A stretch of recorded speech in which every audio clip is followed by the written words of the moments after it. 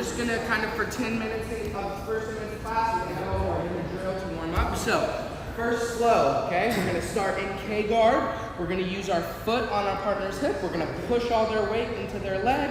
I pass my partner's leg in front of me, and I take the back, right? That's option number 1. Option number 2, we're in K-guard.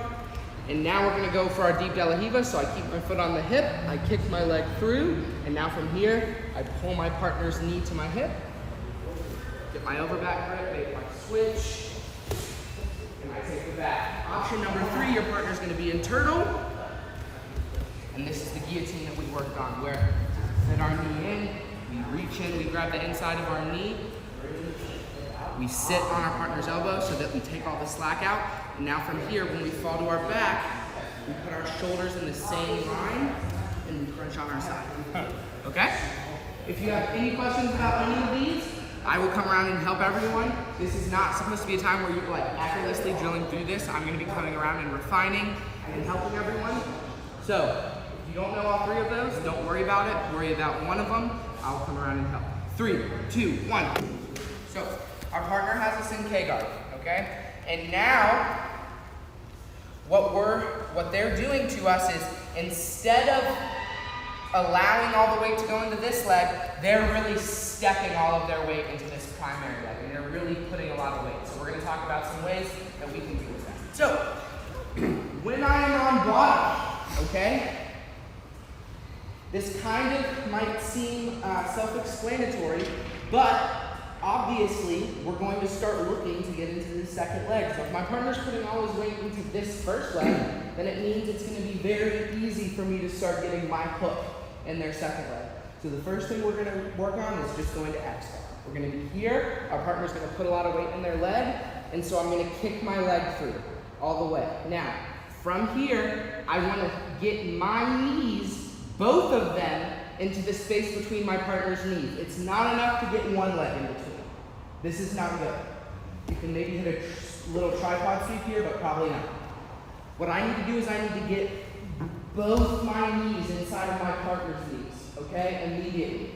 So whenever I'm entering this X-guard here, as soon as this leg comes in, I'm pulling my right elbow down and I'm scooting my hips in between here, like this.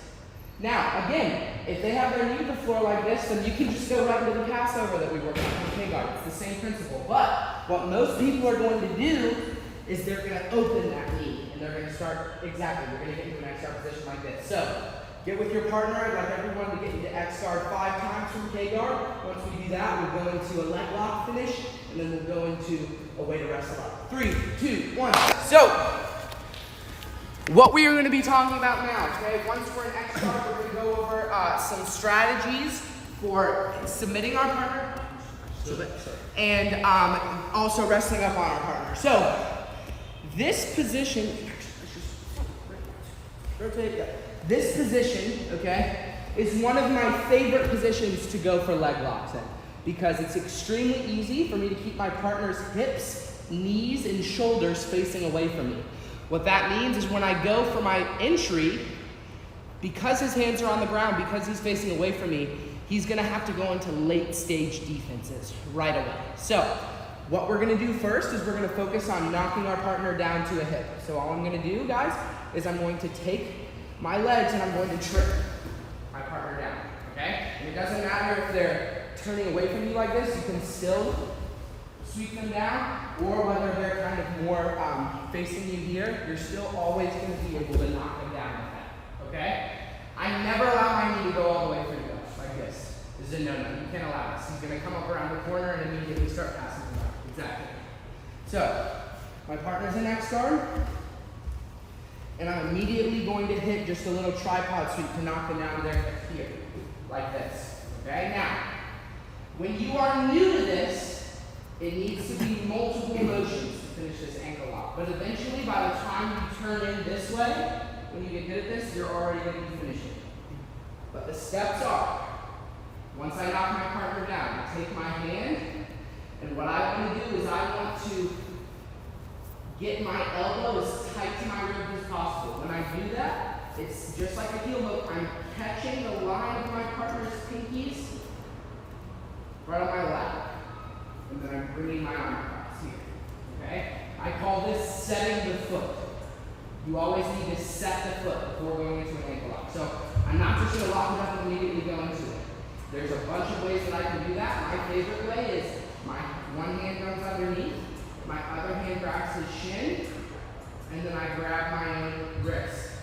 From this position, I can easily move my partner's foot into the right position.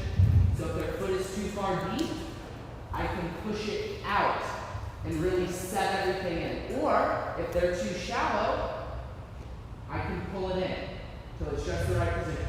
This is just a simple shot with you. So again, when we're setting this up, one hand's through, we grab our own wrist, other hand grabs our partner's shin. Now we can play with the foot and set the foot for the break.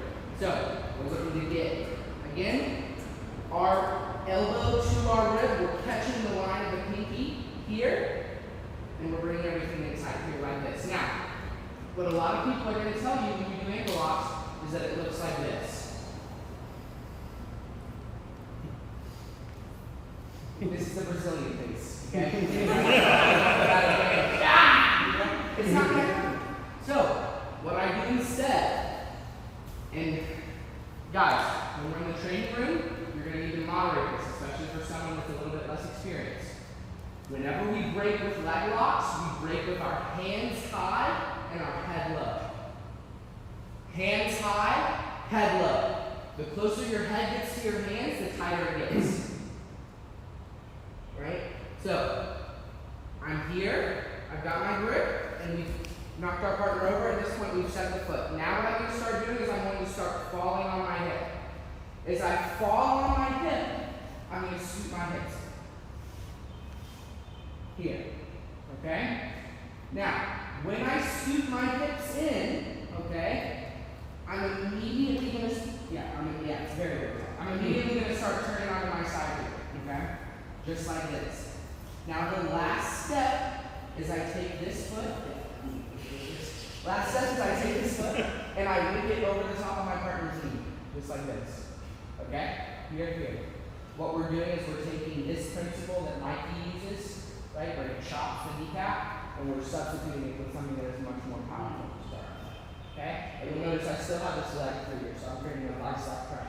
Now again, guys, here I'm going to look over my bottom shoulder. I don't look over my top shoulder. I look over my bottom shoulder. Okay, now I didn't have the hand grip. I would have literally separated this foot, but guys, look at my mechanics here. This is the range of motion that I have. So this is where most people are going to tap. This is all I have. Does everybody see how much braking mechanics, like how much range of motion I have? As soon as you bring your head away from your hands, you lose all of that. My head is really tight. I look over. Okay? So, from the beginning, our partner is an X guard. Here. We hit a sweep to knock our partner down to a hip. Ankle lock grip. Set that foot just right. What I do is I don't put their heel on my rib, but I think about putting this part of the heel right on my rib. So their heel isn't floating on my rib, but the side of it is kind of resting there. Okay?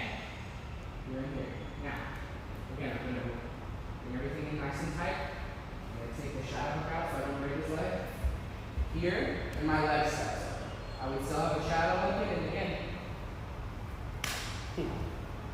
Okay? I have a problem sometimes when I'm in this modified X guard where they just like slide out of my. Yeah. So. Stop. Yeah. So generally people that do that are going to be a lot more higher level. So you're going to be able to, if you want to apply this movement, you're going to do it very quick. Most of the time you are going to break your foot, but it works. So when he brings his hips away from you, he's giving you more range of motion to break. Does that make sense? So now what I'm going to do is I'm not going to try and step on the head. I'm going to get this leg over, and I'm going to turn belly down. And again, from here, it's the same mechanics that we just talked about. I look over my bottom shoulder and turn. If we start going, like looking in, would we get to Q and Google? Like, would we have to go up on a knee or no? Was I linking in when I went over? Go turn belly down. It's like with the head, I don't know if they care, yeah. Here? That's fine. Especially with the butterflies. I think if you're here maybe, this is how I got DQ'd, but if you're here, you Oh, with should the be- butterfly. Yeah, with the butterfly, you should, these are here. This is Okay. where you're gonna be. Yep. Because that counts as they did to you. No, it's a really convoluted rule that has to do with spinning towards the free leg. I'm not even gonna explain it because it's not Yeah. Does that make sense though? So, yeah. And you don't just, if you don't want to do an ankle lock there, then you can use that movement to upgrade your leg locking position. So if he's skewing out that way, I can easily sit over his leg and now I'm moving into other things. But so the like blue belt answer would be use that to go to belly down ankle lock. If you have other submissions at your disposal, you step over from across option. Does that answer your question? Yeah, that's. All right. One more time, really quickly. We're here. We get into X guard. We knock our partner down. Ankle lock grip. 1, 2. We set that foot exactly how we need it to be. Now from here we start falling on our side. I'm going to take this out so I don't break in. This leg goes over here. I look over my bottom shoulder. Okay? Please go slow with this. Okay? My ankle lock is very tight because I practice it, but the thing that I do not want is if you guys are doing it right and you're doing it too fast, I want you to be partners. Please go very, very slow with this. If you have any questions, call me over. Especially when we're doing leg locks, we never experiment. Don't experiment with your partner's joints. Ask questions, be certain, no breaks. 3, 2, 1. Now I'm going to open it up for just general questions before we roll. This doesn't have to be about anything we learned today. Yep. What is the best way to not lose the foot as you're coming up from? Yep. So when I'm here, right, what she's talking about, and this is what happens to a lot of people, is after the sweep happens, they lose control of this foot, and then it's kind of floating in the free space. So what I do, okay, so that I don't lose this, is when I'm in the position, okay, if I know that I'm going for the sweep from the X guard, then I'm going to transition my arm from here to here. But notice I'm never taking both my hands off. Because as soon as I take both my hands off, he just steps back and it doesn't do it. So when we're in this K guard and you scoot in, if I know I'm going for the ankle lock, my inside hand cups the knee. So I'll get it before I go down. And then again, this is what I was talking about before, guys, but once you get good at this, once you knock them down, it's all one fluid motion. Push, fall, step. Okay? And I obviously took my hand in it, but it's very, very quick. Alright? In the middle of all that, is there one of your feet that they can attack? Okay, so this is one of my favorite things about this. Guys, you gotta understand that whenever, this is actually the tactic that Mandy was working on. That's what you're talking about when they pull this leg in, right? I think And they so. start trying to attack it, Yeah. right, like this, yeah. I normally when I do like an ankle lock, I always somehow find one of my feet in their hands. Yes. So you were here for the wedge class at the top, right? The back to the class. No, but I know it. Yeah, the wedge. So if my partner sucks my leg across here like this, what he's gonna need to do to get my heel when I start turning this way is he's gonna have to rotate with it. So as he rotates, Oh, yes. Brandon is doing this. Yeah. I take the back. Now, this is a little mean, but what I do to people a lot of the time is, if I know I have a good leg lock here, but I know my partner is going to stop defending and facing my own leg, is if he tries to heel hook me, this butterfly ashi will immediately push it away. But also, my knee is deep because of this. He can't. This leg, he might be able to get like this leg over, but he's never going to be able to close his knees to actually break me. And even if he goes to this side, okay? So in this butterfly position, I would say you're safe. The reason that outside ashi is dangerous is because I don't have this foot underneath his knee. Now when he throws this leg But because this butterfly is there, he can't connect his knees together, he can't connect his feet. Now if I just give him a heel hook and he rips it, yeah, he's gonna break it. But I'm always here, or here. And again, 7 over there. Does that make sense? Yep. Any other questions, guys? Doesn't have to be about what we learned today. It can be general, it can be about anything. Is there an escape you prefer? Yeah. So if I'm in an ankle lock, okay, we're gonna reverse engineer the position. So if I'm here, right? Yes, sir. First things first, we have to make sure we don't get submitted.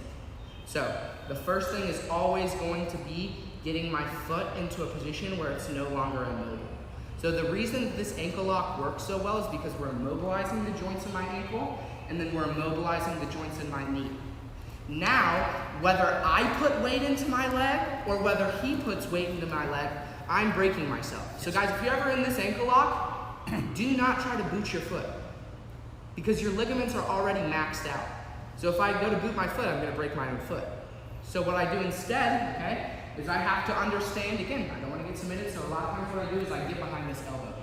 All right, now, this is gonna be really hard to do because what I just taught, you keep your elbow tight and you fall on your elbow. Right. The reason that I teach this is because now I can't get to that. Makes sense. So before they get away, I've got to get behind this elbow and I've got to pull here, like this. Now, what I'm going to do is I'm going to step all of my weight into my foot. Okay? So here, I get his elbow and I start coming up and I step all my weight in here. Okay? Now, a lot of people in this position are going to tell you to start back stepping. However, this is a very predictable system of movement, and he's actually in guard. He can go into all the moves that we've been working on, exactly, heel hooks, right? So I'm going to always be an advocate for the front step whenever you're in this position. So I come up. Now what I'm going to do is I'm just going to start hopping towards his head. And yeah, you can leg drag. There's so much you can do. But I'm not even going to try to confuse you. So again, once you come up, butterfly. Got it. I don't even really need to use my hands. I mean, I against a good guy will because he'll off balance me, but. What'd you say? No. Yep, because I'm trying to take my back. Oh, I see. Okay, sorry. Yeah, it's gonna be hard. It's gonna be hard. I mean, I'll get back to it. I'll try and figure out if I can take it back. Just like explosive. Yeah. I mean, if you're like on and you just like can jump from your knees and grab, like maybe.